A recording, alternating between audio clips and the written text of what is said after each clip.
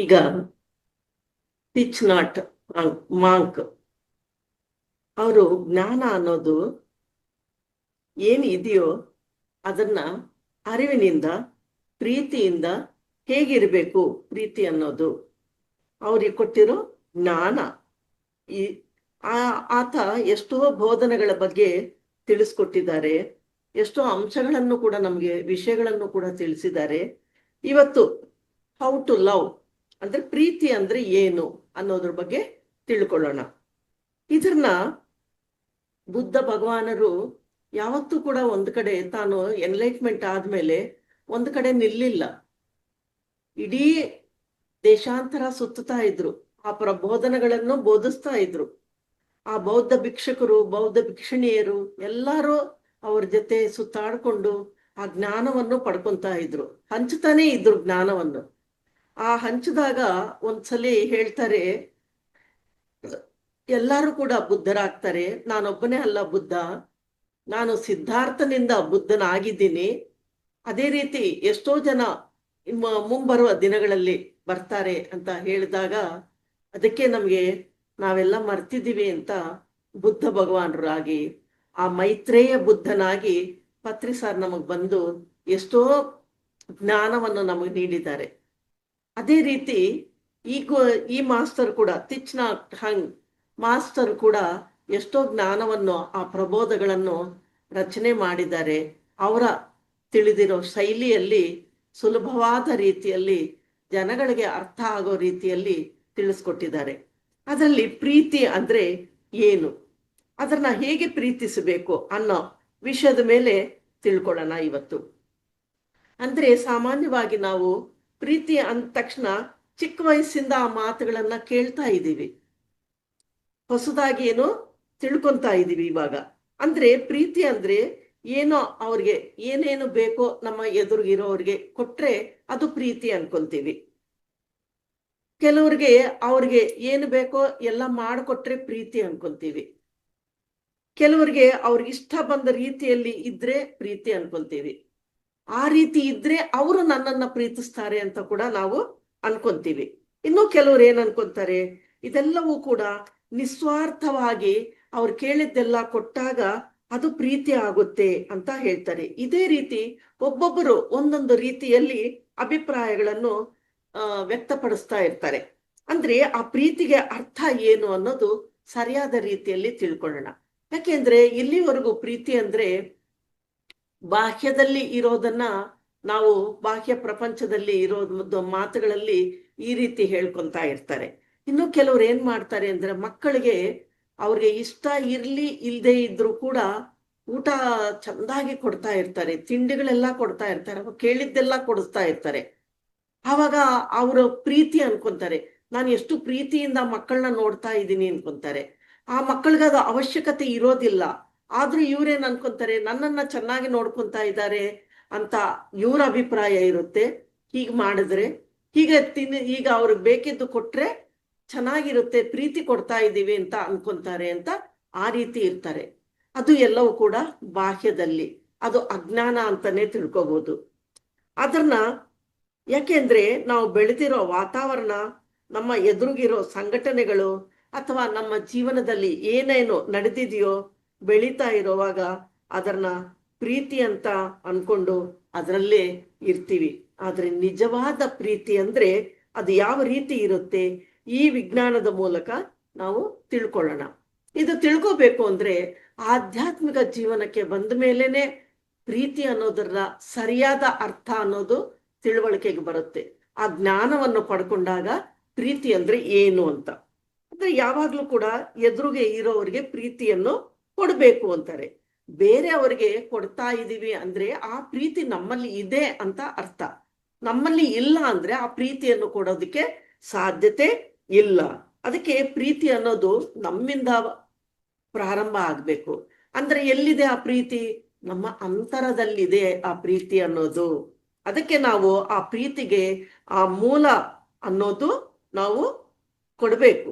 ಯಾವಾಗ ಆ ಪ್ರೀತಿಯನ್ನು ಆ ಮೂಲವನ್ನು ತಿಳ್ಕೊಂತೀವೋ ಆ ಪ್ರೀತಿ ಅನ್ನೋದು ಸಂಪೂರ್ಣವಾಗಿ ಬೇರೆ ಅವರಿಗೆ ಕೂಡ ಕೊಡೋದಕ್ಕೆ ಸಾಧ್ಯತೆ ಇದೆ. ಇದು ಎಲ್ಲಿವರೆಗೂ ಆ ಸ್ವಯಂ ಪ್ರೀತಿ ಅನ್ನೋದು ಅನುಭೂತಿ ಹೊಂದುತ್ತೀವೋ, ಆ ಅನುಭೂತಿ ಹೊಂದಿರೋ ಆ ಸ್ವಯಂ ಪ್ರೀತಿನ ನಾವು ಯಾವ ರೀತಿ ಸ್ವೀಕಾರವನ್ನು ಮಾಡ್ತಾ ಇದೀವ ಇಲ್ವಾ, ಪ್ರತಿಯೊಬ್ಬ ವ್ಯಕ್ತಿ ಕೂಡ ಅದನ್ನ ನಮ್ಮನ್ನ ಕಡಿಮೆ ಮಾಡ್ಕೊಂತಾರೇನೋ ಪ್ರೀತಿ ಕೊಟ್ಟಿಲ್ಲ ಅಂತ ನಾವಾಗೆ ನಾವೇ ಒಂದು ಬಾರ್ಡರ್ಗಳನ್ನ ಹಾಕೊಂಡು ಕೂತಿರ್ತೀವಿ. ಅಂದ್ರೆ ಆ ಪ್ರೀತಿ ಅನ್ನೋದಕ್ಕೆ ಅನ್ಲಿಮಿಟೆಡ್ ಆಗಿರುತ್ತೆ. ನಮ್ಮಲ್ಲಿ ಕೊಡೋದಕ್ಕೆ ನಾವು ತಯಾರಾಗಿರ್ಬೇಕು, ತಗೊಳ್ಳೋದಕ್ಕೂ ಅವರು ತಯಾರಾಗಿರ್ಬೇಕು, ಆ ರೀತಿ ಇರ್ಬೇಕು. ಅದನ್ನ ಪ್ರತಿ ನಮ್ಮ ಎದುರುಗಿರೋ ವ್ಯಕ್ತಿಗೋಸ್ಕರ ನಾವು ಯಾವತ್ತೂ ಕೂಡ ಕಡಿಮೆ ಮಾಡ್ಕೋಬಾರ್ದು.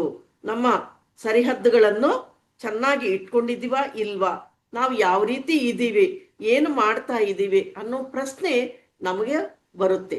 ಅಂದ್ರೆ ಶಾರೀರಿಕ ಪರವಾಗಿ ಆಗಲಿ, ಆರ್ಥಿಕ ಪರವಾಗಿ ಆಗಲಿ, ಇನ್ನು ಯಾವುದೋ ಒಂದು ರೀತಿಗಳಲ್ಲಿ ಏನೋ ಒಂದು ಕೊರತೆ ಅನ್ನೋದು ನಮ್ಮಲ್ಲಿ ಇದ್ದಾಗ ಅದನ್ನ ಯಾವ ರೀತಿ ಅಂಗೀಕಾರ ಮಾಡ್ತಾ ಇದ್ವಿ, ಸ್ವೀಕಾರ ಮಾಡ್ತಾ ಇದ್ದೀವಿ ಅನ್ನೋದು ಕೂಡ ಅಲ್ಲಿ ಗಮನಿಸಬೇಕಾಗಿದೆ. ಅದಕ್ಕೆ ನಮಗೆ ಏನು ಅವಶ್ಯಕತೆ ಇದೆಯೋ ಅದು ನಮ್ಮ ಜೀವನದಲ್ಲಿ ಸಂಪೂರ್ಣವಾಗಿ ನಾವು ಕೊಟ್ಕೊಂತ ಇದೀವ ಇಲ್ವಾ ಅನ್ನೋದು ಕೂಡ ಇಲ್ಲಿ ಗಮನಿಸ್ಬೇಕು. ಇದೆಲ್ಲವೂ ಕೂಡ ನಮ್ಮ ಸ್ವಯಂ ಪ್ರೀತಿಯಲ್ಲಿ ಭಾಗಗಳೇ, ಒಂದಾನೊಂದು ಭಾಗ.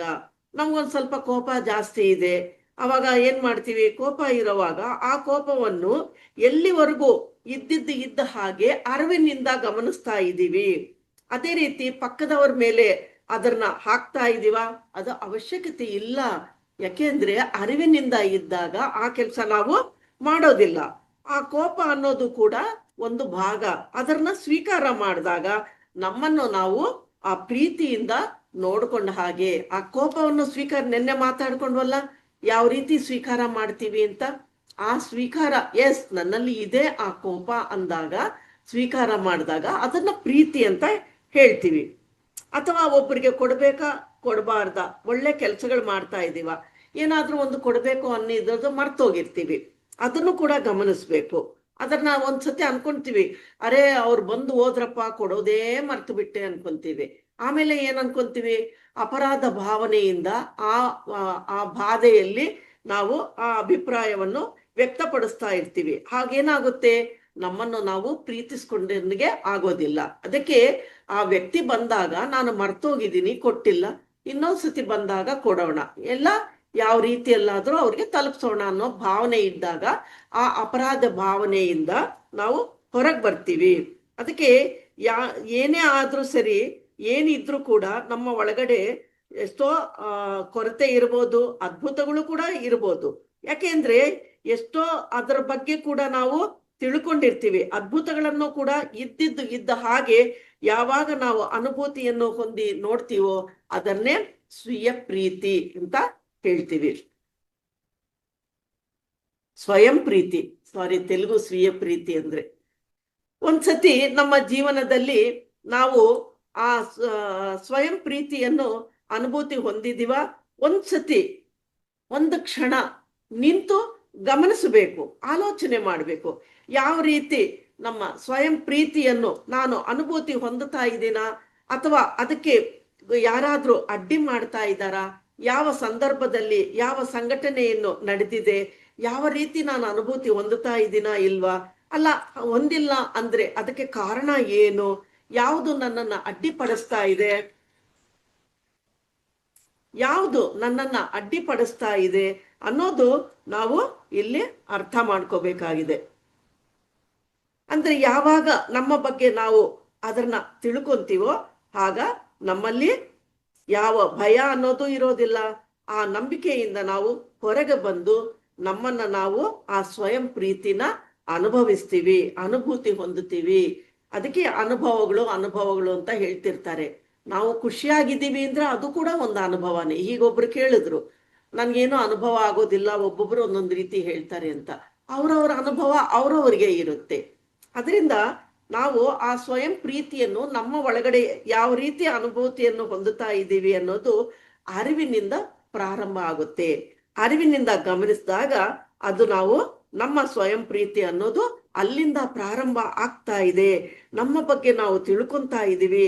ಅದಲ್ಲದೆ ಬೇರೆಯವರ ಬಗ್ಗೆ ಕೂಡ ಅರಿವಿನಿಂದ ಏನೋ ಅವರಲ್ಲಿ ನಡೀತಾ ಇದೆ ಅನ್ನೋದು ಕೂಡ ನಾವು ಅರ್ಥ ಮಾಡಿಕೊಂಡಾಗ, ಅಂದ್ರೆ ಆ ಸಂಘಟನೆಗಳನ್ನು ಏನಿದೆಯೋ ಅಷ್ಟು ಮಾತ್ರ ಅರ್ಥ ಮಾಡ್ಕೊಳ್ಳೋದಕ್ಕೆ ಅಲ್ಲದೇನೆ, ಆ ಸಂಘಟನೆಗಳ ಹಿಂದೆ ಅಲ್ಲಿ ಏನ್ ನಡೀತಾ ಇದೆ, ಅದರ ಹಿಂದೆ ಏನು ಭಾವನೆ ಇದೆ ಅದನ್ನು ಕೂಡ ನಾವು ಗಮನಿಸೋದಕ್ಕೆ ಸಾಧ್ಯತೆ ಇರುತ್ತೆ. ಅವರು ಏನಕ್ಕೆ ನಾವು ಮಾಡಿದ್ರು ಕೂಡ ಅದು ಒಪ್ಪುತ್ತಾ ಇಲ್ಲ ಅಂದಾಗ ಅವರಲ್ಲಿ ಏನೋ ನಡೀತಾ ಇದೆ, ಆ ಭಾವನೆಗಳಿದೆ, ಆ ನೋವುಗಳಿದೆ.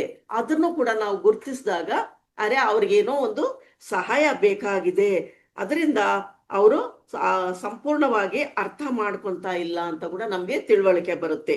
ಅಂದ್ರೆ ಸಂಪೂರ್ಣವಾಗಿ ಅರ್ಥ ಮಾಡ್ಕೊಂಡಿರೋ ದಿನ ಆ ಬುದ್ಧಿಯಿಂದ ಅರ್ಥ ಮಾಡ್ಕೊಳ್ಳೋಕ್ಕಿಂತ ಮನಸ್ಸಿನಿಂದ ಅರ್ಥ ಮಾಡ್ಕೊಂಡ್ರೆ ಇನ್ನೂ ಚೆನ್ನಾಗಿರುತ್ತೆ. ಆ ಪ್ರೀತಿ ಅನ್ನೋ ಭಾವನೆಗಳು ಸಂಪೂರ್ಣವಾಗಿ ಅನುಭೂತಿಯನ್ನು ಹೊಂದುತ್ತೀವಿ. ಎದುರುಗಿರೋರ್ನ ಅರ್ಥ ಮಾಡ್ಕೊಂಡಾಗ್ಲೇ ಇದು ನಮ್ಗೆ ಆ ಭಾವನೆಗಳು, ಏನೋ ಒಂದು ಮಾತಾಡ್ತಾ ಇರ್ತೀವಿ ಒಂದೊಂದ್ಸತಿ, ಅದು ಮಾತಾಡುವಾಗ ಒಳಗಡೆ ಭಾವನೆ ಹೇಗಿದೆ ಅನ್ನೋದು ಕೂಡ ಗುರ್ತಿಸ್ಬೇಕು ಅಂತ ಹೇಳ್ತಾರೆ. ಮೇಲ್ಮಟ್ಟಕ್ಕೆ ಅಪ್ಪ ನೀನ್ ಚೆನ್ನಾಗಿದ್ಯಪ್ಪ, ನೀನ್ ಚೆನ್ನಾಗ್ ಮಾಡಿದ್ಯಪ್ಪ, ನೀನ್ ತುಂಬಾ ಒಳ್ಳೆಯವರಪ್ಪ ಅಂತ ಹೀಗೆ ಹೇಳ್ತಾ ಇರ್ತೀವಿ, ಹೊಗಳ್ತಾ ಇದೀವಿ ಅಂದ್ರೆ ಅದ್ರ ಒಳಗಡೆ ನಮ್ಮ ಒಳಗಡೆ ಏನು ಭಾವನೆಯಿಂದ ಹೊಗಳ್ತಾ ಇದ್ದೀವಿ ಅನ್ನೋದು ಕೂಡ ಗಮನಿಸ್ಬೇಕು. ಅಂದ್ರೆ ಅಲ್ಲಿ ಕೆಟ್ಟ ಭಾವನೆಯಿಂದ ಸುಮ್ನೆ ಮೇಲ್ಮಟ್ಟಕ್ಕೆ ಮಾತಾಡ್ತಿದೀವ, ಸರಿಯಾದ ರೀತಿ ಮಾತಾಡ್ತಾ ಇದೀವ ಅನ್ನೋದು ಕೂಡ ಅಲ್ಲಿ ಆ ಭಾವನೆಗಳಿಂದ ಸಂಪೂರ್ಣವಾಗಿ ಅನುಭೂತಿಯನ್ನು ಕೂಡ ನಾವು ಹೊಂದಬೇಕಾಗುತ್ತೆ. ಅದಕ್ಕೆ ಅರ್ಥ ಮಾಡ್ಕೋಬೇಕಾಗಿದೆ. ಆ ಪ್ರೀತಿ ಅನ್ನೋದನ್ನ ನಾವು ಅರ್ಥ ಮಾಡ್ಕೋಬೇಕು. ಯಾವಾಗ ಅರ್ಥ ಮಾಡ್ಕೊಂತೀವೋ ಅದನ್ನ ಕರುಣೆ ಅನ್ನೋದು ನಮ್ಮ ಒಳಗಡೆಯಿಂದ ಬರುತ್ತೆ. ಅದನ್ನ ಅರ್ಥ ಮಾಡ್ಕೊಂಡಿದ್ದೀವಿ ಅಂದಾಗ ಅದನ್ನ ಕರುಣೆ ಅಂತ ಕರಿತೀವಿ. ಒಂದು ಉದಾಹರಣೆ ತಗೊಳ್ಳೋಣ. ಒಬ್ಬ ವ್ಯಕ್ತಿ ಬಾಧೆಯಲ್ಲಿ ಇದ್ದಾರೆ, ಅವ್ರನ್ನ ಯಾವ ರೀತಿ ಅರ್ಥ ಮಾಡ್ಕೊಂತೀವಿ? ಇನ್ನ ಕೆಲವರು ಏನ್ ಮಾಡ್ತಾರೆ, ಆ ಬಾಧೆಯಲ್ಲಿ ಇದಾರಲ್ಲ ಅವ್ರಿಗೆ ಏನೋ ಒಂದು ಉಪಶಮನ ಕೊಡೋಣ, ಆ ಬಾಧೆಯಲ್ಲಿ ಪ್ರಯತ್ನ ಮಾಡ್ತಾ ಇರ್ತಾರೆ. ಅಂದ್ರೆ ಅವ್ರಿಗಿಂತೂ ಬಾಧೆ ಅನ್ನೋದು ಅರಿವಿನಿಂದ ತಿಳ್ಕೊಂಡಾಗ ಅವ್ರಿಗೆ ಏನು ಬಾಧೆ ಇದೆ ಅನ್ನೋದು ಅದನ್ನ ಕೂಡ ಪ್ರೀತಿ ಅಂತೀವಿ. ಅದು ಎಲ್ಲಿವರೆಗೂ ನಾವು ಹೋಗ್ತಾ ಇದೀವಿ, ಎಲ್ಲಿವರೆಗೂ ನಾವು ಕೊಡಕ್ ಸಾಧ್ಯ ಆಗುತ್ತೆ ಅನ್ನೋದು ನಾವು ಆ ಪ್ರೆಸೆನ್ಸ್ ಅಲ್ಲಿ ಇದ್ದು ನಾವು ಅಲ್ಲಿ ಗಮನಿಸಬೇಕು. ಆವಾಗ ನಾವು ಅನುಭೂತಿಯನ್ನು ಹೊಂದುತ್ತೀವಿ.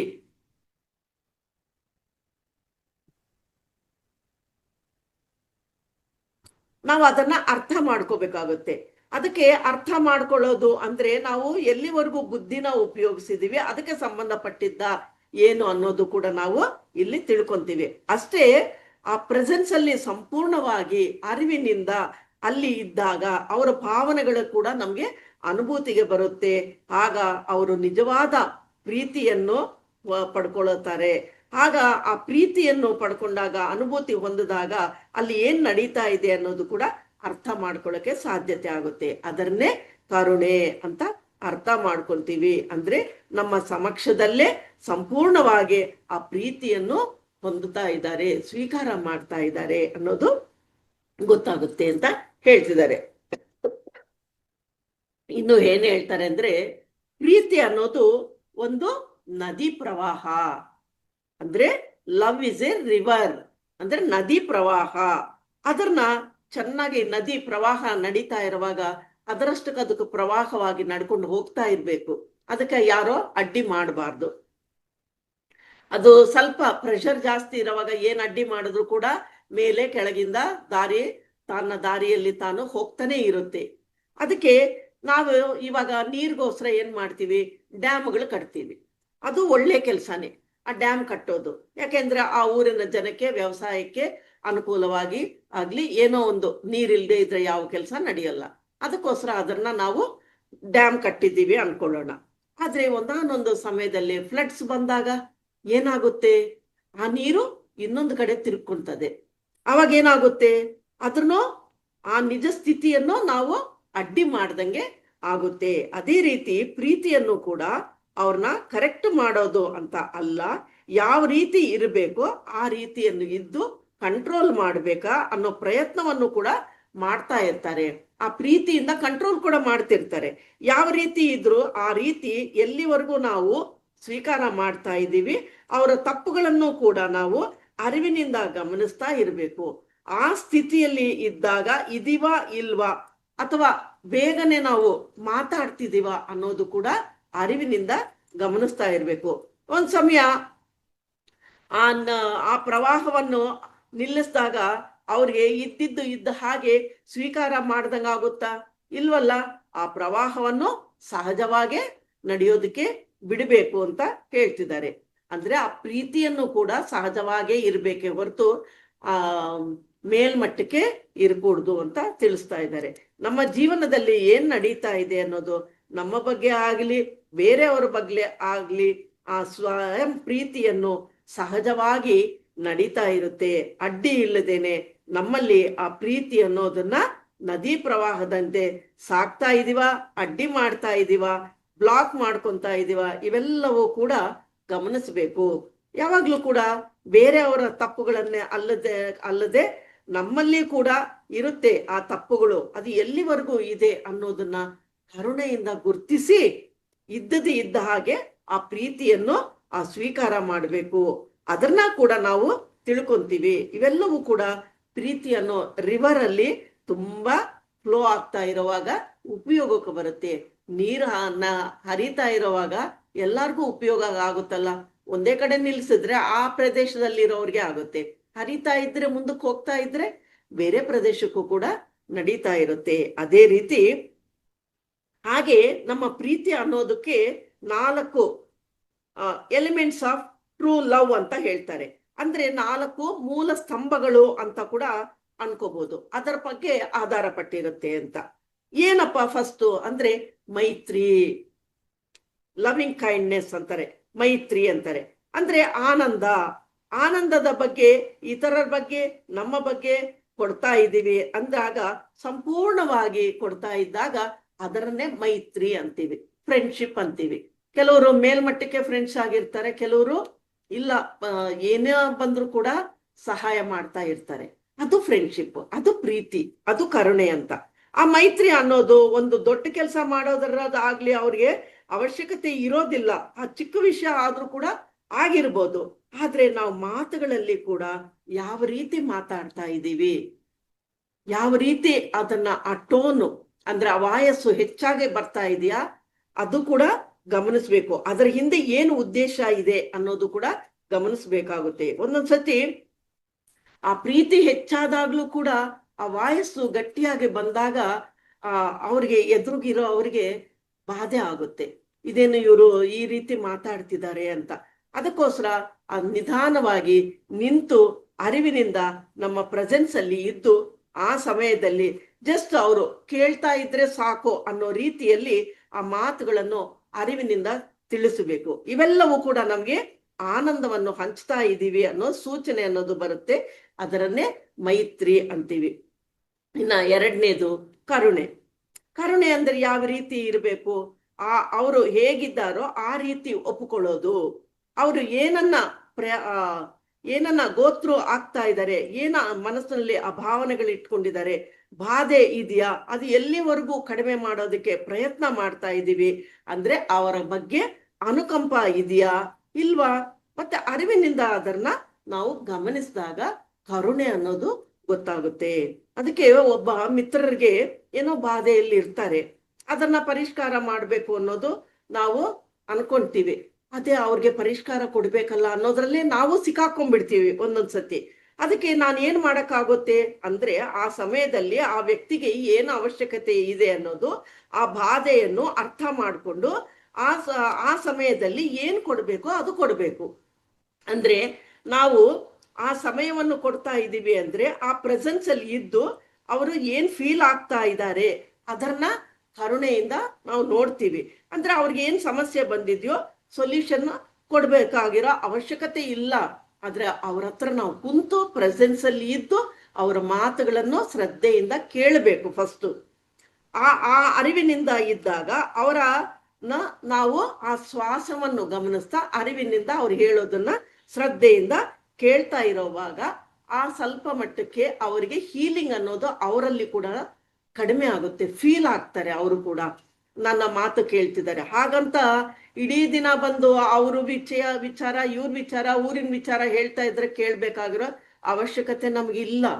ಆದ್ರೆ ಯಾವ ವಿಷಯದಲ್ಲಿ ಯಾವ ಸಂದರ್ಭದಲ್ಲಿ ಹೇಗಿರ್ಬೇಕು ಅನ್ನೋದನ್ನ ಆಲೋಚಿಸಬೇಕು. ಅದನ್ನ ಆ ಕರುಣೆಯಿಂದ, ಅಂದ್ರೆ ಕಷ್ಟದಲ್ಲಿ ತುಂಬಾ ಇದ್ದಾರೆ, ಆ ಕಷ್ಟದ ಸಮಯದಲ್ಲಿ ಸಹಾಯ ಮಾಡೋದು, ಆ ಕರುಣೆಯಿಂದ ನೋಡೋದು, ಅನುಕಂಪ ತೋರಿಸೋದು, ಪ್ರೀತಿ ಕೊಡೋದು, ಅದು ನಮ್ಮ ಕರ್ತವ್ಯವಾಗಿರುತ್ತೆ.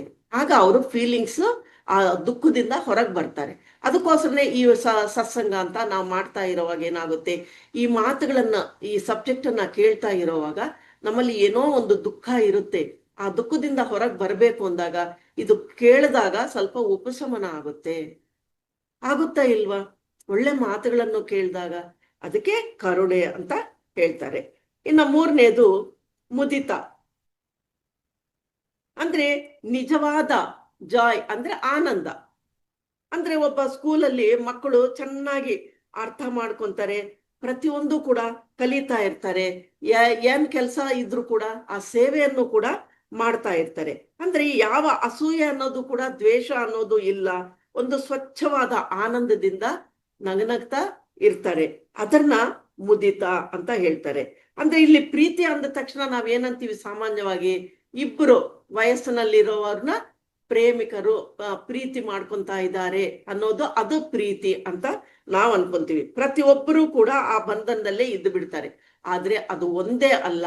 ತಂದೆ ತಾಯಿ ಪ್ರೀತಿ ಇರ್ಬೋದು, ಅಣ್ಣ ತಮ್ಮಂದಿರ ಪ್ರೀತಿ ಇರ್ಬೋದು, ಅಕ್ಕ ತಂಗಿರ ಪ್ರೀತಿ ಇರ್ಬೋದು, ಇನ್ನು ಸ್ನೇಹಿತರ ಪ್ರೀತಿ ಕೂಡ ಇರ್ಬೋದು. ಈ ರೀತಿ ಎಷ್ಟೋ ವಿಧ ರೀತಿಗಳಲ್ಲಿ ಆ ಅನುಬಂಧ ಅನ್ನೋದು ಕೂಡ ಇರುತ್ತೆ. ಅದನ್ನು ಕೂಡ ಆನಂದ, ಜಾಯ್ ಅಂತೀವಿ. ಇನ್ನು ಈ ಜಾಯ್ ಅನ್ನೋದು ಎಲ್ಲಿವರೆಗೂ ಫೀಲ್ ಆಗ್ತಾ ಇದೀವಿ ಅನ್ನೋದು ಆ ಪ್ರಕೃತಿನಿ ನೋಡಿದಾಗ ಕೂಡ ನಮ್ಗೆ ಆನಂದ ಅನ್ಸುತ್ತೆ. ಅದಕ್ಕೆ ಪ್ರಕೃತಿಯಲ್ಲಿ ಹೋಗಿ ಅಂತ ಸಾರ್ ಹೇಳ್ತಿರ್ತಾರೆ. ಆ ಪ್ರೀತಿ ಅನ್ನೋದು ಅಲ್ಲಿ ಇರುತ್ತೆ, ಆನಂದವನ್ನು ಅನುಭೂತಿ ಹೊಂದುತ್ತಾ ಇರ್ತೀವಿ. ಆ ಸೌಂದರ್ಯವನ್ನು ನೋಡಿದಾಗ ಆ ಸೌಂದರ್ಯವನ್ನು ಯಾವ ಲಿಮಿಟೇಷನ್ಸು ಇಲ್ಲದೇನೆ ಆನಂದವನ್ನು ಪಡ್ತೀವಿ, ಅಷ್ಟು ಅನುಭೂತಿಯನ್ನು ಕೂಡ ನಾವು ಹೊಂದುತ್ತೀವಿ. ಅದನ್ನ ಮುದಿತ ಅಂತ ಕೂಡ ಹೇಳ್ತೀವಿ. ಯಾವಾಗ ನಾವು ಒಬ್ಬರನ್ನ ಪ್ರೀತಿ ಕೊಡ್ತಾ ಇದ್ದೀವಿ ಅಂದ್ರೆ ಅವರ ಸಂತೋಷದಲ್ಲೇ ಆಗ್ಲಿ ದುಃಖದಲ್ಲೇ ಆಗ್ಲಿ ಎಲ್ಲ ಸಮಯದಲ್ಲಿ ಕೂಡ ಸಮವಾಗಿ ನೋಡ್ಬೇಕು. ಇನ್ನು ಸಂತೋಷ ಅನ್ನೋದು ಅವಾಗ ಜಾಸ್ತಿ ಆಗ್ತಾ ಹೋಗುತ್ತೆ. ನಾವಲ್ಲೇನಾದ್ರೂ ಅಡ್ಡಿ ಮಾಡಿದಾಗ ಅದನ್ನ ನಾನು ಅಡ್ಡಿ ಮಾಡ್ತಿದ್ದೀನ ಅನ್ನೋದು ಅರಿವಿನಿಂದ ಗಮನಿಸ್ಬೇಕು. ಯಾಕೆಂದ್ರೆ ಪ್ರೀತಿ ಅನ್ನೋದು ಕಂಟ್ರೋಲ್ ಮಾಡೋದಲ್ಲ, ಫ್ರೀ ಆಗಿ ಇರೋದಕ್ಕೆ ಬಿಡಬೇಕು ಅಂತ. ಅದಕ್ಕೆ ಮುದಿತ. ಆವಾಗ ಏನಾಗುತ್ತೆ, ಆನಂದವಾಗಿರ್ತೀವಿ, ಸಾಗರದಂತೆ ಸಾಗ್ತಾ ಇರುತ್ತೆ. ಇನ್ನ ನಾಲ್ಕನೇದು ಉಪೇಕ್ಷಾ ಅಂತ ಹೇಳ್ತಾರೆ. ಅಂದ್ರೆ ಅವ್ರನ್ನ ಅಡ್ಡಿ ಮಾಡೋದು ಅಲ್ಲ, ಹಾಗಂತ ಪೂರ್ತಿ ಕೂಡ ಅವ್ರನ್ನ ಬಿಟ್ಟು ಬಿಡೋದು ಅಲ್ಲ, ಡಿಟ್ಯಾಚ್ಮೆಂಟು ಅಂತ ಕೂಡ ಅಲ್ಲ. ಅಂದ್ರೆ ನನ್ನವರು, ನನ್ನದು, ನಾನು ಅನ್ನೋ ಭಾವನೆಯನ್ನು ಬದಲಾವಣೆ ಮಾಡೋ ಪ್ರಯತ್ನ ಹೇಗಿರುತ್ತೆ ಅದು ಹಾಗೆ ಇರಬೇಕು. ಅಂದ್ರೆ ಒಬ್ಬ ತಂದೆ ತಾಯಿ ಮಕ್ಕಳಿಗೆ ದೊಡ್ಡವರಾಗಿದ್ಮೇಲೆ ಏನ್ ಹೇಳ್ತಾರೆ, ಅವ್ರ ಲೈಫಲ್ಲಿ ಏನೇನು ಬೇಕೋ ಬೇಡವಾ ಅನ್ನೋದು ಪ್ರತಿಯೊಂದು ಅವರೇ ನಿರ್ಣಯ ತಗೊಂತಾ ಇರ್ತಾರೆ ದೊಡ್ಡವರೇ. ಅಂದ್ರೆ ಅವ್ರಿಗೂ ಅವಕಾಶ ನೀಡಬೇಕು. ಅವ್ರಿಗೇನಾದ್ರೂ ಅವಕಾಶ, ಈ ತರ ನನಗೆ ನೀಡ್ಸ್ ಇದೆ, ನನ್ಗೆ ಅವಶ್ಯಕತೆ ಇದೆ ಅಂತ ಹೇಳಿದಾಗ ಅದನ್ನ ಕೇಳಬೇಕು ಸಮಾಧಾನದಿಂದ. ಆಗ ನಾವು ಏನ್ ಹೇಳ್ಬೇಕು, ಇದು ಸರಿ ಇಲ್ಲ, ಇದು ಸರಿ ಇದೆ, ನನಗ್ ಗೊತ್ತಿರೋದು ನಾನು ತಿಳಿಸ್ತಾ ಇದ್ದೀನಿ ಅದು ಅಂತ ಹೇಳಿದಾಗ ಕೊನೆಗೆ ಫೈನಲ್ ಆಗಿ ನಿರ್ಣಯ ಮಾತ್ರ ಅವ್ರದೇ ಆಗಿರ್ಬೇಕು. ಇಲ್ಲ ನನ್ನ ಮಾತೆ ಕೇಳಬೇಕು, ನಾನು ಹೇಳಿದ್ದನ್ನೇ ಸರಿ ಅಂತ ನೀನು ಒಪ್ಕೋಬೇಕು ಅಂತ ಗೈಡ್ ಮಾಡಬಾರ್ದು. ಅಲ್ಲೇನಾಗುತ್ತೆ, ಅವರು ನನ್ನ ಮಾತು ನೀನ್ ಕೇಳಲಿಲ್ಲ ಅಂತ ಅಂದಾಗ ಅವ್ರಿಗೇನಾಗುತ್ತೆ, ಬೇಸರ ಆಗುತ್ತೆ. ಅದಕ್ಕೋಸ್ಕರ ನಿರ್ಣಯ ಅವ್ರದೇ ಆಗಿದ್ದಾಗ ಅವರು ಅರ್ಥ ಮಾಡ್ಕೊಳ್ಳೋದು ಬಿಡೋದು, ಅದು ಉಪೇಕ್ಷಾ ಅಂತ ಹೇಳ್ತಾರೆ. ಯಾವ ಸಂಬಂಧ ಕೂಡ ಅಲ್ಲಿ ಬಿಡೋದಕ್ಕೆ ಆಗೋದಿಲ್ಲ. ನಾವು ಒಳ್ಳೇದಕ್ಕೆ ಹೇಳ್ತಾ ಇದೀವಿ, ನಾನೇನೋ ಅದನ್ನ ಅಡ್ಡಿ ಮಾಡ್ತಾ ಇಲ್ಲ, ಈ ಸಮಯದಲ್ಲಿ ಅವರು ಅರ್ಥ ಮಾಡ್ಕೋಬೇಕಾಗಿದೆ ಅನ್ನೋದು ಹೇಳೋದಲ್ಲ. ನಿರ್ಣಯ ಮಾತ್ರ ಫೈನಲ್ ಡಿಸಿಷನ್ ಅವ್ರಿಗೆ ಕೊಡ್ಬೇಕಾಗುತ್ತೆ. ಅದಕ್ಕೆ ಯಾವಾಗ ಅನ್ಲಿಮಿಟೆಡ್ ಆಗಿ ಆ ಪ್ರೀತಿಯನ್ನು ನಾವು ಹಂಚೋ ಕಡೆ ಹೋಗ್ತಾ ಇರ್ತೀವೋ ಅದನ್ನೆಲ್ಲ ಗಮನಿಸ್ತಾ ಇದ್ದಾಗ ಈ 4 ಸ್ತಂಭಗಳ ಜೊತೆಗೆ, ಅಂದ್ರೆ ಒಂದೊಂದೇ ಕೇಳ್ಕೊಂಡ್ವಲ್ಲ ಈಗ, ನದಿ ರೀತಿಯಲ್ಲಿ ಪ್ರವಾಹ ಆಗ್ಬೇಕು, ಪ್ರೀತಿ ಅನ್ನೋದು ಇರ್ಬೇಕು, ಕರುಣೆ ಇರ್ಬೇಕು, ಮೈತ್ರಿ ಇರ್ಬೇಕು, ಮುದಿತ ಆನಂದ ಇರ್ಬೇಕು, ಉಪೇಕ್ಷಾ ಇರ್ಬೇಕು. ಈ 4 ಸ್ತಂಭಗಳ ಜೊತೆಗೆ ನಮಗೆ ಇನ್ನು ಏನ್ ಹೇಳ್ತಿದ್ದಾರೆ ಅಂದ್ರೆ, ಅವರು ಗೌರವ ಮತ್ತು ನಂಬಿಕೆ ಅನ್ನೋದು ಕೂಡ ಈ ಪ್ರೀತಿಯಲ್ಲೇ ಇರುತ್ತೆ. ಅದರಿಂದ ಆಗ ಪ್ರೀತಿ ಅನ್ನೋದು ನಿಲ್ಲುತ್ತೆ. ಗೌರವ ನಂಬಿಕೆ ಇಲ್ಲ ಅಂದಾಗ ನಾವೆಷ್ಟು ಕೊಟ್ಟರು ಕೂಡ ಅಲ್ಲಿ ಆ ಪ್ರೀತಿ ಅನ್ನೋದು ನಿಲ್ಲೋದಿಲ್ಲ. ಅದರಿಂದ ಯಾವ ವಿಷಯಗಳ ಬಗ್ಗೆ ಆಗ್ಲೂ ಕೂಡ ಆ ನಂಬಿಕೆ ಅನ್ನೋದು ಮುಖ್ಯವಾಗಿ ಅವ್ರ ಮೇಲೆ ಫಸ್ಟ್ ಅವ್ರಿಗೆ ನಂಬಿಕೆ ಇರಬೇಕು. ನಾನು ಇದನ್ನ ಹೇಳ್ತಾ ಇದ್ದೀನಿ ಕರೆಕ್ಟಾ ಇಲ್ವಾ ಅನ್ನೋ ನಂಬಿಕೆ ನಮ್ಮ ಮೇಲೆ ನಮಗೂ ಇರಬೇಕು.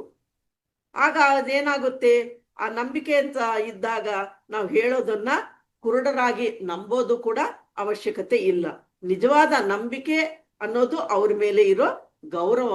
ಅಂದ್ರೆ ನೀವು ಬನ್ರಿ ಹೋಗ್ರಿ ಅಂತ ಹೇಳಿ ಆ ರೀತಿ ಗೌರವ ಕೊಡೋ ಭಾವನೆ ರೂಪದಲ್ಲಿ ಅಲ್ಲ, ನಿಜವಾದ ಒಳಗಡೆಯಿಂದ ಆ ಗೌರವವನ್ನು ವಿನಯಪೂರ್ವಕವಾಗಿ ಕೊಡಬೇಕು.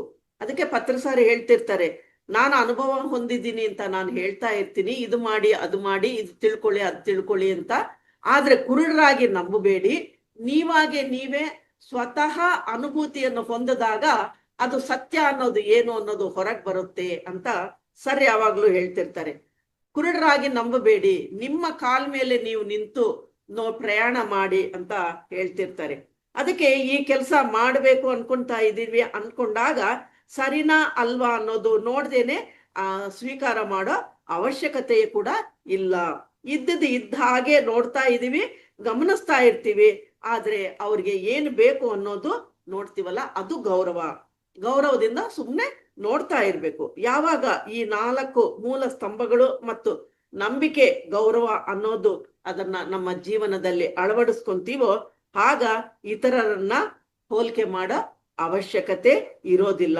ಯಾಕೆಂದ್ರೆ ಆ ನಂಬಿಕೆ ನಮ್ಮಲ್ಲಿದೆ, ಈ ಕೆಲಸ ಮಾಡಿದ್ರೆ ಇದು ಸಕ್ಸಸ್ ಆಗುತ್ತೆ ಅನ್ನೋ ನಂಬಿಕೆ ಇದೆ. ಅದಕ್ಕೆ ನಾವು ಮುಂದೆ ಹೆಜ್ಜೆ ಹಾಕ್ತೀವಿ. ಈಗ ಕ್ಲಾಸ್ ಮಾಡ್ಬೇಕು ಅಂದ್ರೆ ಎಲ್ಲಾರ್ಗೂ ಇದ್ರ ಮೂಲಕ ಜೂಮ್ ಮೂಲಕ ಅರ್ಥ ಮಾಡಿಸ್ಬೋದು ಅನ್ನೋ ನಂಬಿಕೆ ಇದೆ. ಅದಕ್ಕೆ ಈ ಪ್ಲಾಟ್ಫಾರ್ಮ್ನ ರೆಡಿ ಮಾಡಿ ಕೊಟ್ಟಿದ್ದಾರೆ. ಈ ವೇದಿಕೆ ಇಲ್ಲ ಅಂದ್ರೆ ಏನ್ ಮಾಡ್ತೀವಿ? ಇಲ್ಲ. ಅದಕ್ಕೆ ಅವರು ನಂಬಿಕೆಯಿಂದ ಎಷ್ಟೋ ಜನಕ್ಕೆ ಈ ಜ್ಞಾನ ಹಂಚ್ಕೊಳ್ಳೋದಕ್ಕೆ ಆಗುತ್ತೆ ಅಂತ ಈ ಪ್ಲಾಟ್ಫಾರ್ಮ್ ರೆಡಿ ಇದೆ. ನಮಗೂ ಕೂಡ ಆ ನಂಬಿಕೆ ಗೌರವದಿಂದ ನಾವು ವರ್ತಿಸ್ತಾ ಇದೀವಿ, ಸ್ವೀಕಾರ ಮಾಡ್ತಾ ಇದೀವಿ.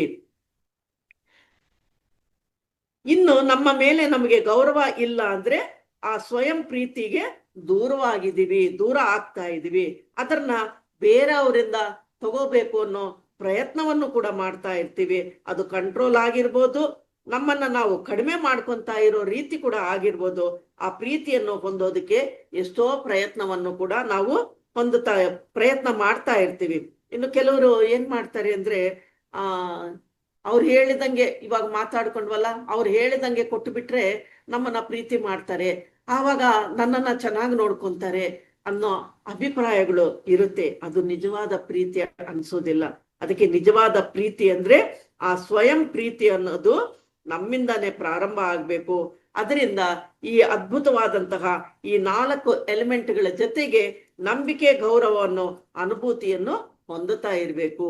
ಇನ್ನ ಆನಂದ ಅನ್ನೋದು ಒಂದು ಪವಿತ್ರವಾದ ಆನಂದ ಸ್ಥಿತಿ. ಅದು ಸಂಪೂರ್ಣ ಆನಂದ ಸ್ಥಿತಿ. ಆ ಆನಂದ ಸ್ಥಿತಿಯನ್ನು ನಮಗೆ ಹೀಲಿಂಗ್ ಆಗುತ್ತೆ. ಇವಾಗ ಧ್ಯಾನ ಮಾಡಿದಾಗ ಒಳಗಡೆ ಏನೋ ಒಂದು ನಮಗೆ ಗೊತ್ತಿಲ್ಲದೇನೆ ಒಂದು ಆನಂದವಾಗಿರೋ ಸ್ಥಿತಿಯನ್ನು ಹೊಂದುತ್ತೀವಿ, ಪ್ರಶಾಂತವಾಗಿರುತ್ತೆ. ಅದನ್ನ ನಾವೇನಂತೀವಿ, ಅದನ್ನ ಯಾರಾದ್ರೂ ತೋರಿಸಿ ಅಂದ್ರೆ ತೋರ್ಸಕ್ಕಾಗುತ್ತಾ?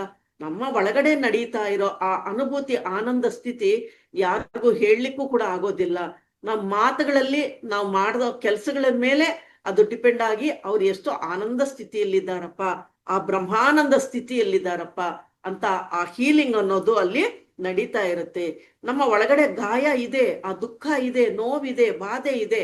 ಆವಾಗ ಆನಂದ ಸ್ಥಿತಿಯಲ್ಲಿದ್ದಾಗ ಅದನ್ನ ಕ್ಲೀನ್ ಆಗಿ ಅಳಸಾಗ್ಬಿಡುತ್ತೆ. ಅಂದ್ರೆ ಅದಕ್ಕೆ ಔಷಧಿ ಹಚ್ಚಿದಂಗೆ ವಾಸಿ ಆಗುತ್ತೆ ಅಂತ ಕೂಡ ಹೇಳ್ಕೋಬಹುದು. ಈ ರೀತಿ ತೊಂದರೆಗಳಲ್ಲಿ ಇದ್ದಾಗ ಏನಾಗುತ್ತೆ, yes okay, it's okay, I am safe, ನಾನು ಸೇಫ್ ಆಗಿದ್ದೀನಿ, ನಾನು ಏನೋ ಕಲಿಬೇಕಾಗಿದೆ, ಅದಕ್ಕೋಸ್ಕರ ನನಗೆ ಇದು ಎದುರಾಗಿದೆ ಅನ್ನೋ ಆಲೋಚನೆ ಬಂದಾಗ ಆನಂದ ಸ್ಥಿತಿಯಲ್ಲಿ ಇರ್ತೀವಿ. ಆ ಬ್ರಹ್ಮಾನಂದವನ್ನು ಅನುಭೂತಿ ಹೊಂದಿದಾಗ ನಾವೆಲ್ಲವೂ ಕೂಡ, ನಮ್ಮ ಒಳಗಡೆ ಮನಸ್ಸೆಲ್ಲವೂ ಕೂಡ ಹಗುರ ಆಗುತ್ತೆ ಅಲ್ವಾ? ಧ್ಯಾನ ಮಾಡಿದಾಗಿಂದ ನಾವು ಮನಸ್ಸು ತುಂಬಾ ಪ್ರಶಾಂತವಾಗಿದೆಯಮ್ಮ, ಎಷ್ಟು ಹಗುರ ಆಗುತ್ತೋ ಮನಸ್ಸು. ಏನೇ ಕೆಲಸ ಇದ್ರೂ ಕೂಡ ಒಂದ್ ಸ್ವಲ್ಪ ಪಕ್ಕಕ್ಕಿಟ್ಟು ಒಂದ್ ಸ್ವಲ್ಪ ಧ್ಯಾನ ಮಾಡಿ ಸತ್ಸಂಗ ಕೇಳ್ಕೊಂತಾ ಇದೀವಿ, ಒಂದು ಪುಸ್ತಕ ಓದ್ತಾ ಇದೀವಿ, ಅದರಿಂದ ಈ ವಯಸ್ಸಿನಲ್ಲಿ ಕೂಡ ನಾನು ಆನಂದವಾಗಿದ್ದೀನಿ ಅಂತ ಹೇಳ್ತಿರ್ತಾರೆ. ಇನ್ನು ಮೊನ್ನೆ ತಾನೇ ಧ್ಯಾನಕ್ಕೆ ಬಂದಿದ್ದೀನಿ, ಆದ್ರೂ ಕೂಡ ನನಗೆ ಚೆನ್ನಾಗಿ ಆನಂದವಾಗಿದೆ. ನೀವು ಒಳ್ಳೆ ಕೆಲಸ ಮಾಡ್ತಿದ್ದೀರಾ, ಆ ಗುರುಗಳು ಒಳ್ಳೆ ಕೆಲಸವನ್ನು ಎಲ್ಲಾರ್ಗೂ ಕೂಡ ಆ ಪ್ರಕ್ರಿಯೆ ಯಾವ ರೀತಿ ಇರಬೇಕು ಅನ್ನೋದನ್ನ ತಿಳಿಸ್ಕೊಟ್ಟಿದ್ದಾರೆ ಅಂತ ಅನುಭೂತಿ ಹೊಂದುತ್ತೀವಾ ಇಲ್ವಾ? ನಾವು ಮಾತಾಡ್ಕೊಂತೀವ ಇಲ್ವಾ? ಇಲ್ಲ ಅಂದ್ರೆ ಇಷ್ಟು ಜನ ಈ ಜೂಮ್ ಲೈನ್ ಅಲ್ಲಿ ಅವ್ರವ್ರ ಕೆಲ್ಸಗಳು ಮಾಡ್ಕೊಳ್ಳೋದು ಬಿಟ್ಟು ಏನಕ್ಕೆ ಕುಂತ್ಕೊಂತಾರೆ? ಏನೋ ಒಂದು ಜ್ಞಾನ ಹಂಚ್ತಾ ಇದ್ದಾರೆ, ಅದರಿಂದ ನಾವು ಆ ಜ್ಞಾನವನ್ನು ಪಡ್ಕೊಂತೀವಿ, ಆನಂದ ಪಡ್ಕೊಂತೀವಿ, ನಮ್ಮಲ್ಲಿರೋ ದುಃಖವನ್ನು ಕಳ್ಕೊಂತೀವಿ ಅಂತ ಆ ಪ್ರೀತಿಯನ್ನು ಬೆಳೆಸ್ಕೊಂತೀವಿ ಅಂತ ತಾನೇ ನಾವು ಈಗ ಈ ಗ್ರೂಪಲ್ಲಿ ಬಂದು ಕುಂತ್ಕೊಳ್ಳೋದು. ಆ ಸಮಯವನ್ನು ನಾವು ಇಲ್ಲಿ ತೊಡಗಿಸ್ಕೊಂತಾ ಇದೀವಿ, ಸಾಧನೆಗೆ ಉಪಯೋಗಿಸ್ಕೊಂತಾ ಇದೀವಿ. ಇಲ್ಲ ಅಂದ್ರೆ ಒಂದು ಟಿವಿ ಹಾಕಿ ಒಂದೆರಡು ಸೀರಿಯಲ್ ನೋಡ್ಬೋದು ಅಲ್ವಾ? ಅದನ್ನ ಬಿಟ್ಟು ಇಲ್ಲಿ ಏನಕ್ಕೆ ಕೂತಿದೀವಿ ಅಂದ್ರೆ ಆ ಜ್ಞಾನವನ್ನು ಪಡ್ಕೊಳ್ಳೋದಕ್ಕೋಸ್ಕರನೇ. ನಮ್ಮ ಒಳಗಡೆ ಅದು ಹೀಲ್ ಆಗ್ತಾ ಇದೆ. ಇದೆಲ್ಲವೂ ಕೂಡ ಮಾತುಗಳಲ್ಲಿ ಹೇಳಿದ ಮಾತ್ರಕ್ಕೆ ಅಲ್ಲ, ಅನುಭೂತಿ ಹೊಂದಬೇಕು. ಅಂದ್ರೆ ಈ ಅನುಭೂತಿ ಹೊಂದಬೇಕು ಅಂದಾಗ ಆಚರಣೆ ಮೂಲಕವಾಗಿ ಇರಬೇಕು. ಏನು ಅನುಭೂತಿ ಹೊಂದ್ತಾವೆ ಅಂದ್ರೆ ಈ ಸಾಧನೆ ಮಾಡ್ತಾ ಇದೀವಿ ಅಂದ್ರೆ ಆಚರಣೆ ಮಾಡ್ತಾ ಇದೀವಿ. ಆ ಜ್ಞಾನವನ್ನು ಪಡ್ಕೊಂಡಿದ ಮೇಲೆ ಅದನ್ನ ಆಚರಣೆದಲ್ಲಿ ಇಟ್ಟಾಗ ಈ ಜ್ಞಾನವನ್ನು ಅಲ್ಲಿ ಹೀಲಿಂಗ್ ಆಗುತ್ತೆ, ಆನಂದವನ್ನು ಪಡ್ಕೊಂತೀವಿ. ಅದು ನಿಜವಾದ ಆನಂದ, ಅಲ್ಲಿ ಪ್ರೀತಿ ಅನ್ನೋದು ಪ್ರಾರಂಭ ಆಗುತ್ತೆ. ಇನ್ನ ನಮ್ಮ ಹತ್ರಕ್ಕೆ ಕೆಲವರು ಬರ್ತಾ ಇರ್ತಾರೆ, ತುಂಬಾ ಆನಂದವನ್ನು ಕೂಡ ಹೊಂದುತ್ತಾ ಇರ್ತಾರೆ.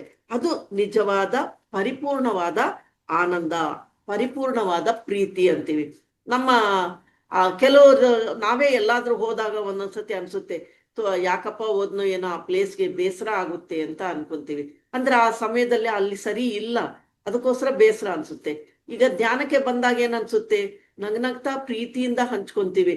ಇಲ್ಲ ಮಳೆ ನಿನ್ನೆ ಒಬ್ರು ಹೀಗೆ ಅಂದ್ರು, ಮಳೆ ಬರೋ ಸ್ಟಾರ್ಟ್ ಆಯ್ತು ಮೇಡಮ್, ಇನ್ನ ಬರ್ದೇ ಇದ್ರೆ ನೀವು ಬೈಕೊಂತೀರಾ ಅಂತ ಹೇಳಿದ್ರು. ಸಾರಿ ಮ್ಯಾಮ್, ಕರೆಕ್ಷನ್ನು, ನಾನು ಬೈಕೊಳ್ಳಲ್ಲ, ನಾನು ಹೇಳ್ತೀನಿ. ಸಮಯ ಏನಕ್ಕೆ ವೇಸ್ಟ್ ಮಾಡ್ಕೊಂತೀರಾ, ಛತ್ರಿ ತಗೊಂಡು ಬರ್ಬೋದಾಗಿತ್ತಲ್ಲ, ತುಂಬಾ ದೂರನೂ ಇಲ್ವಾ ಅಂತ ನಾನು ಹೇಳ್ತೀನಿ ಅಂದ್ರೆ, ಎಸ್ ಮ್ಯಾಮ್ ತಪ್ಪಾಗಿದೆ ಸಾರಿ ಅಂತ ಆ ಕರೆಕ್ಷನ್ ಮಾಡ್ಕೊಂಡ್ರು, ಅರ್ಥ ಮಾಡ್ಕೊಂಡ್ರು. ಅದು ಪ್ರೀತಿ ಹಂಚೋದು, ಕರುಣೆ ತೋರಿಸೋದು ಅಂದ್ರೆ ಹಾಗಿರ್ಬೇಕು. ಅವ್ರು ಕೂಡ ಅಕ್ಸೆಪ್ಟ್ ಮಾಡಿದ್ರು, ಯಾಕಂದ್ರೆ ಅಲ್ಲಿ ಮಿಸ್ಟೇಕ್ ಆಗಿದೆ ಅನ್ನೋದು ಅವರು ತಿಳ್ಕೊಂಡ್ರು.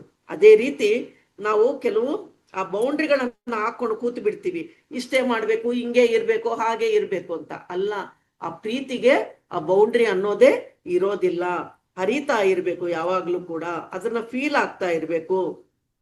ಇನ್ನು ಕೆಲವು ವಿಷಯದಲ್ಲಿ ಬೇಡ ಅಂತ ಹೇಳ್ಬೇಕಾಗುತ್ತೆ. ಆ ಬೌಂಡ್ರಿಯನ್ನು ಹಾಗೆ ಇದ್ದಾಗ ಆ ಬೌಂಡ್ರಿ ದಾಟಿದ್ರೇನೆ ಅವ್ರಿಗೆ ಆ ನಿಜ ಅನ್ನೋದು ಗೊತ್ತಾಗುತ್ತೆ. ಬೇಡ ಬೇಡ, ಇಲ್ಲಿಂದ ನೀನು ಅಲ್ಲಿ ಹೋಗ್ಬೇಡ ಅಂತ ಹೇಳ್ತಾ ಇರ್ತೀವಿ. ಅಲ್ಲಿ ಏನಿದೆ ಆ ಬೌಂಡ್ರಿ ದಾಟಿ ಬಂದ್ರೆ ತಾನೆ ಏನಿದೆ ಏನು ಅನ್ನೋದು ಅವ್ರಿಗೂ ಕೂಡ ಅರ್ಥ ಆಗುತ್ತೆ. ಅದನ್ನು ಕೂಡ ಅರ್ಥ ಮಾಡ್ಕೋಬೇಕು. ಒಂದ್ಸತಿ ನಿಜ ಅನ್ಸಿದ್ರು ಕೂಡ ಏನನ್ಸುತ್ತೆ, ಅಯ್ಯೋ ನಾನು ಹೇಳ್ಬಿಟ್ರೆ ಅವರು ನನ್ನನ್ನು ಬಿಟ್ಟು ಹೋಗ್ಬಿಡ್ತಾರೆ ಅನ್ನೋ ಅಭದ್ರತಾ ಭಾವನೆಯಲ್ಲಿ ಕೂಡ ಇದ್ದು ಅದು ಇಷ್ಟ ಇಲ್ಲ ಅನ್ನೋ ರೀತಿಯಲ್ಲಿ ಕೂಡ ವರ್ತಿಸ್ತಾ ಇರ್ತಾರೆ. ಅದಕ್ಕೋಸ್ಕರ ಹೋಗೋವಾಗ ಅದನ್ನ ನೋ ಅಂತ ಹೇಳಕ್ ಆಗ್ದೇನೆ ಅದು ಯಾವ ರೀತಿ ಹೇಳ್ಬೇಕೋ ಆ ರೀತಿ ಹೇಳ್ಬೇಕು. ಯಾವಾಗ ಆ ಸ್ವಯಂ ಪ್ರೀತಿಯ ಮೂಲಕ ಆ ಅಭದ್ರತೆ ಭಾವನೆ ಆಗ್ಲಿ, ಭಯ ಆಗ್ಲಿ, ಅಪನಂಬಿಕೆ ಆಗ್ಲಿ ನಾವು ಅದರಿಂದ ಹೊರಗೆ ಬರ್ತೀವೋ ಆವಾಗ ಆ ಸ್ವಯಂ ಪ್ರೀತಿ ಅನ್ನೋದು ಒಂದೇ ಒಂದು ಮಾರ್ಗ. ಆ ಪ್ರೀತಿಗೆ ಒಂದೇ ಒಂದು ಮಾರ್ಗ ಏನಪ್ಪಾ ಅಂದ್ರೆ ಆ ಲಿಮಿಟೇಷನ್ ಇಂದ ಹೊರಗೆ ಬಂದಾಗ ನಮಗೆ ಏನು ಬೇಕು ಅನ್ನೋದು ಸೃಷ್ಟಿ ಮಾಡ್ಕೊಂತೀವಿ. ನಮ್ಗೇನ್ ಬೇಕು ಅನ್ನೋದು ನಮಗೆ ತಿಳುವಳಿಕೆ ಬರುತ್ತೆ, ಅದನ್ನ ಸೃಷ್ಟಿ ಮಾಡ್ಕೊಂತೀವಿ. ಒಂದ್ಸತಿ ನಮ್ಗೆ ಗೊತ್ತಿಲ್ಲದೇನೆ ಏನೋ ಒಂದು ಉದ್ದೇಶ ಪೂರ್ವಕವನ್ನೇ ಆಗ್ಬೋದು, ಅವ್ರನ್ನ ಪ್ರೀತಿಸ್ತಾ ಇರುವಾಗ ಯಾವ ರೀತಿ ನಾನು ಪ್ರೀತಿಸ್ತಾ ಇದ್ದೀನಿ, ಒಳ್ಳೆಗೋಸ್ಕರನೇ ಹೇಳ್ತಾ ಇದ್ದೀನಲ್ವಾ ಅಂತ ಕೂಡ ಆಗಿರ್ಬೋದು.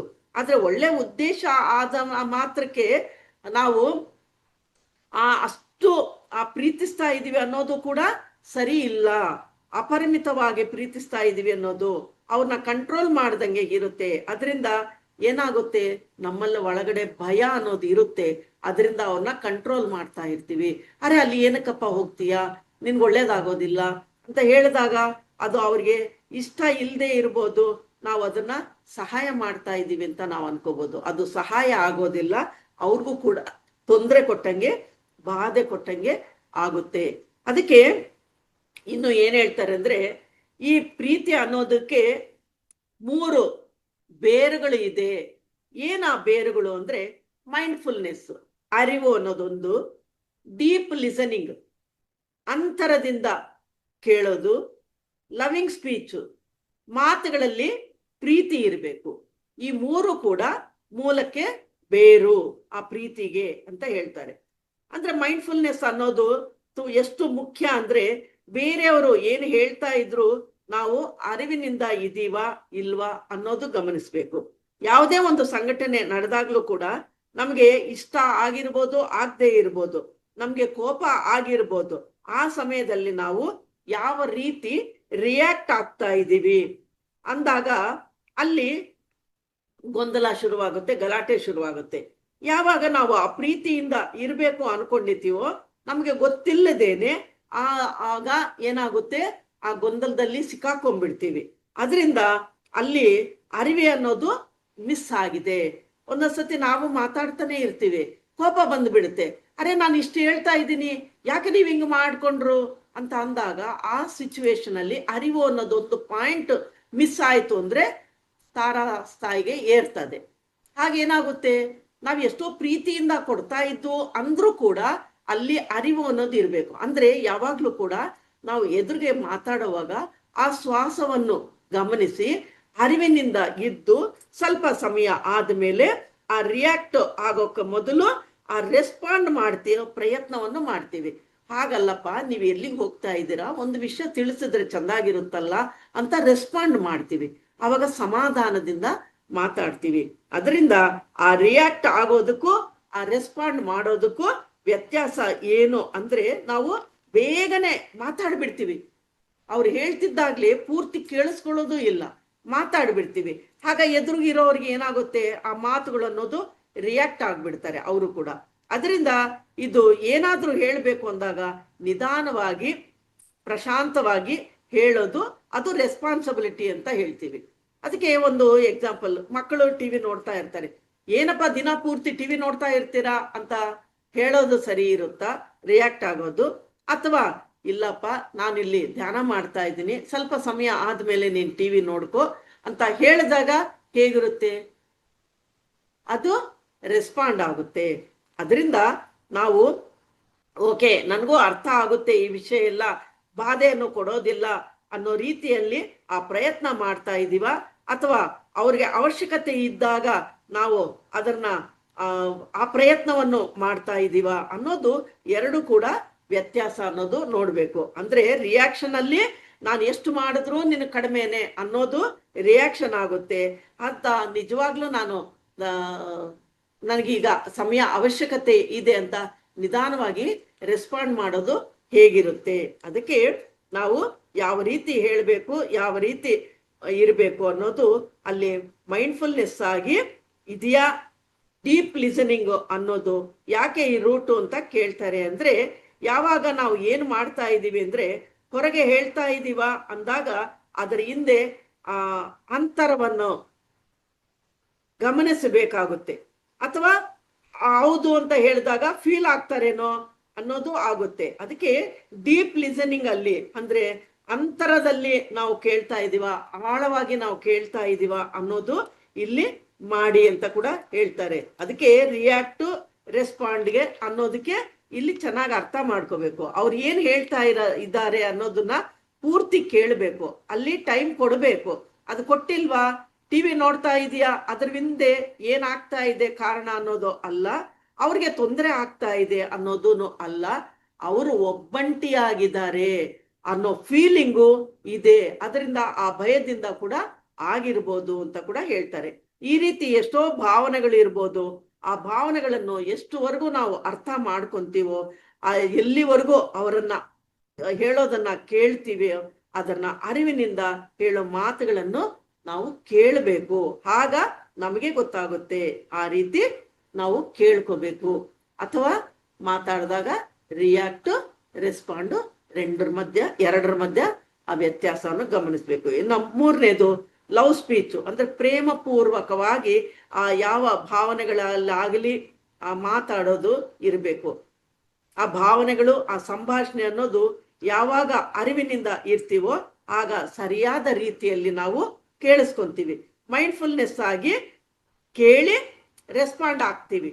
ಅದು ನಾವು ಮಾಡ್ಬೇಕಾಗಿರೋದು. ಅದಕ್ಕೆ ಲವ್ ಸ್ಪೀಚ್ ಅಂತ ಕೂಡ ಹೇಳ್ತಾರೆ. ಈ ಎರಡರ ಮಧ್ಯದಲ್ಲಿ ಲವ್ ಸ್ಪೀಚ್ ಅನ್ನೋದು ಇರಬೇಕು. ಅದಕ್ಕೆ ಎದುರುಗಿರೋರು ಭಯವನ್ನು ತೋರಿಸ್ತಾ ಇದೀವ ಅಥವಾ ಏನ್ ಹೇಳ್ಬೇಕು ಅನ್ನೋದು ಪೂರ್ತಿ ಗೌರವದಿಂದ, ಪ್ರೀತಿಯಿಂದ ವ್ಯಕ್ತಪಡಿಸ್ತಾ ಇದೀವ. ಅದರಿಂದ ಈ 3 ಬೇರುಗಳನ್ನು ನಾವು ಗಮನಿಸ್ತಾ ಇರ್ಬೇಕು. 3 ಬೇರುಗಳಿರುತ್ತೆ, ಅದನ್ನ ಆಳವಾಗಿ ಗಮನಿಸಿದಾಗ ಇದು ಅರ್ಥ ಆಗುತ್ತೆ. ಇದೆಲ್ಲ ಒಂದೇ ಸತಿ ಬರಬೇಕು ಅಂದ್ರೆ ಯಾರಿಗೇ ಆಗ್ಲಿ ಬರೋದಿಲ್ಲ. ಇದನ್ನ ಪ್ರಾಕ್ಟೀಸ್ ಮಾಡ್ತಾ ಇರ್ಬೇಕು. ಅದರಿಂದ ಏನ್ ಮಾಡ್ಬೇಕು, ಮೊದಲು ನಾವು ಶ್ವಾಸವನ್ನು ಗಮನಿಸಿ ಏನ್ ರಿಫ್ಲೆಕ್ಟ್ ಆಗ್ತಾ ಇದೆ ನಮ್ಮಲ್ಲಿ ಅನ್ನೋದು ಕೂಡ ಅದನ್ನ ಗಮನಿಸ್ಬೇಕು. ನಮ್ಗೆ ಏನಾದ್ರೂ ಅವಶ್ಯಕತೆ ಇದ್ರೆ ಕೇಳಿ ಆ ಸಹಾಯವನ್ನು ಕೂಡ ನಾವು ಪಡ್ಕೋಬೇಕು. ಎಲ್ಲಿವರೆಗೂ ಆ ಸ್ವಯಂ ಪ್ರೀತಿ ಅನ್ನೋದು ಪ್ರೀತಿಯಾಗಿ ಯಾವ ರೀತಿ ಈ 4 ಸ್ತಂಭಗಳಲ್ಲಿ ಇರುತ್ತೋ ಅದ್ರ ಬಗ್ಗೆ ನಾವು ತಿಳ್ಕೊಂತಾ ಬರ್ತೀವಿ. ನಮ್ಮ ನಿಜ ಜೀವನದಲ್ಲಿ ಕೂಡ ಆಚರಣೆ ಮಾಡಿದಾಗ ಆ ರೆಸ್ಪೆಕ್ಟ್ ಅಂದ್ರೆ ಆ ಗೌರವ, ಆ ನಂಬಿಕೆ ಅನ್ನೋದು ಕೂಡ ನಾವು ಇನ್ನು ಬೆಳೆಸ್ಕೊಂತಾನೆ ಹೋಗ್ಬಹುದು. ಆಗೇನಾಗುತ್ತೆ, ಆನಂದ, ಜಾಯ್ ಅಂತ ಹೇಳ್ತೀವಿ, ಅದು ಕೂಡ ತುಂಬಾ ಮುಖ್ಯವಾಗಿದೆ. ಆನಂದವಾಗಿ ಯಾವಾಗ ಇರ್ತೀವೋ ಆ ಪ್ರೀತಿ ಅನ್ನೋದು, ಆನಂದ ಅನ್ನೋದು ಇನ್ನೊಬ್ರಿಗೂ ಕೂಡ ಕೊಡ್ತೀವಿ, ಅನುಭೂತಿಯನ್ನು ಕೂಡ ಹೊಂದುತ್ತೀವಿ. ಅದಕ್ರಿಂದ ಇತರರಲ್ಲಿ ಕೂಡ ಆ ಪ್ರೀತಿಯನ್ನು ವ್ಯಕ್ತಪಡಿಸ್ತೀವಿ. ಅದಕ್ಕೆ ಈ 3 ಮೂಲಗಳು ಅನ್ನು ನಾವು ಅರ್ಥ ಮಾಡ್ಕೋಬೇಕು. ಮೈಂಡ್ಫುಲ್ನೆಸ್, ಡೀಪ್ ಲಿಸನಿಂಗು ಅಂದ್ರೆ ಅಂತರವಾಗಿ ಕೇಳಿಸ್ಕೊಳ್ಳೋದು, ನಾವು ಪ್ರೀತಿಯಿಂದ ಮಾತಾಡೋದು, ಇದು ಒಂದು ಸಾಧನೆ ಮಾಡಬೇಕು. ಯಾವ ರೀತಿ ಸಾಧನೆ ಮಾಡಬೇಕು ಅಂದ್ರೆ ಈ ಸಾಧನೆ ಮೂಲಕ ಬರುತ್ತೆ ಅಂದ್ರೆ ಒಂದ್ಸತಿ ನಾವು 3-4 ಶ್ವಾಸಗಳನ್ನು ಜೋರಾಗಿ ತಗೊಂಡು ನಿಧಾನವಾಗಿ ಅರಿವಿನಿಂದ ಬಿಡ್ತಾ ಇರೋವಾಗ ಒಳಗಡೆ ಆ ಅನುಭೂತಿ ಏನಾಗ್ತಾ ಇದೆ, ಆ ಭಾವನೆಗಳು ಏನಾಗ್ತಾ ಇದೆ, ಆ ಜ್ಞಾನದಿಂದ ನಮ್ಗೆ ಏನು ಪ್ರತಿಬಿಂಬಿಸ್ತಾ ಇದೆ ಅನ್ನೋದು ಮನಸ್ಫೂರ್ತಿಯಾಗಿ ನಾವು ಹೇಳ್ಕೊಂತೀವಿ. ಈಗ ನಡೀತಾ ಇದೆ ನಮ್ಮ ಒಳಗಡೆ ಅನ್ನೋದು ನಮಗೆ ಗೊತ್ತಾಗುತ್ತೆ. ಅದಕ್ಕೋಸ್ಕರನೇ ಕುಂತ ತಕ್ಷಣನೇ ಕಣ್ಣು ಮುಚ್ಚಿದ್ರೆ ಕೆಲವರಿಗೆ ಆಲೋಚನೆಗಳು ಬರ್ತದೆ ಅಂತಾರೆ. ಅದಕ್ಕೆ ಕೆಲವು ಕ್ಲಾಸ್ಗಳಲ್ಲಿ ಹೇಳ್ತಾರೆ, ಒಂದು 3-4 ಶ್ವಾಸವನ್ನು ದೀರ್ಘವಾಗಿ ತಗೊಂಡು ಬಿಟ್ಟು ಆಗೇನಾಗುತ್ತೆ, ಆ ಶ್ವಾಸವನ್ನು ಗಮನಿಸ್ತಾ ಇರುವಾಗ ಆಲೋಚನೆ ಅದನ್ನು ಪರ್ದೆ ಇದೆಯಲ್ಲ ಅದು ಒಂದ್ ಸ್ವಲ್ಪ ಸರಿತದೆ. ಆಮೇಲಕ್ಕೆ ನಿಧಾನವಾಗಿ ನಮ್ಮ ಶ್ವಾಸ ಒಳಗೆ ಹೋಗ್ತಾ ಇರೋ ಪ್ರಕ್ರಿಯೆಯನ್ನು ಗಮನಿಸಿದಾಗ ಆಲೋಚನೆಗಳು ತಾನೇ ಕಡಿಮೆ ಆಗ್ತಾ ಬರುತ್ತೆ ಅಂತ ಕೂಡ ನಾವು ಹೇಳ್ಕೊತೀವಿ. ಅದಕ್ಕೋಸ್ಕರ ನಮ್ಗೆ ಏನು ಬಾಧೆ ಇದೆಯೋ, ನನ್ನ ಒಳಗಡೆ ತಿಳ್ಕೊಂತಾ ಇದ್ದೀನಿ, ನನಗೆ ಸಹಾಯ ಬೇಕು ಇದ್ದಾಗ ಈ ರೀತಿ ಕೂಡ ನಾವು ಮಾಡ್ಕೋಬಹುದು. ಅವ್ರಿಗೆ ಗೊತ್ತಿಲ್ಲದೇನೆ ಅವರು ಕೂಡ ಅರ್ಥ ಮಾಡ್ಕೊಂತಾರೆ. ಅಷ್ಟು ಮಾತ್ರಕ್ಕೆ ಅವ್ರೇನು ದೊಡ್ಡವರಾಗಿದ್ದಾರೆ, ಅವ್ರಿಗೇನು ಗೊತ್ತಾಗೋದಿಲ್ವಾ, ಅಷ್ಟು ಮಾತ್ರ ತಿಳುವಳಿಕೆ ಇಲ್ವಾ ಅನ್ನೋದು ಅಲ್ಲ. ಅವರಲ್ಲಿ ಏನೋ ಒಂದು ಬಾಧೆ ಇದೆ, ಅದರಿಂದ ಅದನ್ನ ಕೇಳೋದ್ರಲ್ಲಿ ತಪ್ಪೇನು ಇಲ್ಲ. ಅದಕ್ಕೆ ಒಂದೊಂದ್ಸತಿ ಆ ಸ್ಥಿತಿಯನ್ನು ಕೂಡ ಇಂದ ಹೊರಗೆ ಬರ್ಬೋದು, ಅಂದ್ರೆ ಅರಿವಿಲ್ಲದೆ ಕೂಡ ಇರ್ಬೋದು. ಆ ಸ್ಥಿತಿಯಲ್ಲಿ ಅವಶ್ಯಕತೆ ಅನ್ನೋದು ಇದೆಯಾ ಇಲ್ವಾ ಅನ್ನೋದು ಅಲ್ಲ. ಯಾಕೆಂದ್ರೆ ನಾವು ನಿಜವಾಗ್ಲೂ ಪ್ರೀತಿಯನ್ನು ಕೊಡ್ತಾ ಇದೀವ, ಅವ್ರ ಜೊತೆಯಲ್ಲಿ ಇರ್ಬೇಕು ಅಂತ ಕೋರ್ಕೊಂತಾ ಇದೀವ, ಅವಶ್ಯಕತೆ ಇದೆಯಾ ಇಲ್ವಾ ಅನ್ನೋದು ಕೂಡ ನಾವು ಹೇಳ್ಬೋದು. ಇವಾಗ ನಾವು ಈ ರೀತಿ ಇದೀವಿ, ನಿಮ್ಗೂ ಅವಶ್ಯಕತೆ ಇದೆಯಾ, ಏನ್ ನಿನ್ನ ಬಾಧೆ ಅಂತ ಕೂಡ ಕೇಳ್ಬೋದು. ಇನ್ನು ಲವಿಂಗ್ ಹಗ್ ಅಂತ ಕೂಡ ಹೇಳ್ತಾರೆ. ಎಲ್ಲಾರ್ಗೂ ಕೂಡ ನಮ್ಮ ಸಂಪ್ರದಾಯದಲ್ಲಿ ಹಗ್ ಮಾಡ್ಕೊಳ್ಳೋದು ಕಷ್ಟ ಅನ್ಸುತ್ತೆ. ಅದರಿಂದ ನಾವು ಬೆಳೆದಿರೋ ವಾತಾವರಣ ಹೀಗಿದ್ದಾಗ ನಾವು ಆ ರೀತಿ ಮಾಡಕ್ಕಾಗೋದಿಲ್ಲ. ಅದರಿಂದ ಆ ಪ್ರೀತಿಯನ್ನು ಆ ವ್ಯಕ್ತಿಯನ್ನು ಯಾವ ರೀತಿ ಪ್ರೀತಿಸ್ತಾ ಇದ್ದೀವಿ ಅನ್ನೋದಕ್ಕೆ ನಾವು ಮಾತಾಡೋದ್ರಲ್ಲೇ ಫೀಲ್ ಆಗ್ತಾರೆ. ಅದರಿಂದ ಆ ನಂಬಿಕೆ ಅನ್ನೋದು ಆಗ್ಬೇಕು, ತಿಳುವಳಿಕೆ ಇರಬೇಕು, ಅರಿವಿನಿಂದ ನಾವು ನೋಡ್ತಾ ಇರ್ಬೇಕು. ಹಾಗೇನಾಗುತ್ತೆ, ಅದ್ರ ಮೂಲಕ ನಾವು ಏನು ಹೇಳೋ ಅವಶ್ಯಕತೆ ಇಲ್ಲ, ಏನು ಮಾಡೋ ಅವಶ್ಯಕತೆ ಇಲ್ಲ. ಸುಮ್ಮನೆ ಆ ಪ್ರೀತಿಯನ್ನು ತೋರಿಸಿದ್ರು ಕೂಡ ಆ ಪ್ರೀತಿ ಅನ್ನೋದು ತುಂಬಾ ಸಹಾಯಕ್ಕೆ ಬರುತ್ತೆ. ಅದರಿಂದ ಈ ಸಾಧನೆಯಲ್ಲಿ ಯಾವಾಗ ಆಚರಣೆ ಮಾಡ್ತಾ ಹೋಗ್ತೀವೋ, ಧ್ಯಾನ ಅನ್ನೋದು ಸೆಲ್ಫ್ ಲವ್ ಅಂತ ಕೂಡ ಒಂದು ಭಾಗ ಅಂತ ಹೇಳ್ತೀವಿ. ಧ್ಯಾನದಲ್ಲಿ ಈ ಪ್ರೀತಿ ಅನ್ನೋದು ಅಂದ್ರೆ ನಮ್ಮ ಆತ್ಮಕ್ಕೆ ಲವ್, ಆ ಪ್ರೀತಿಯನ್ನು ಕೊಟ್ಕೊಂತಾ ಇದೀವಿ ಅನ್ನೋದು ಕೂಡ ಒಂದು ಭಾಗ ಆಗುತ್ತೆ.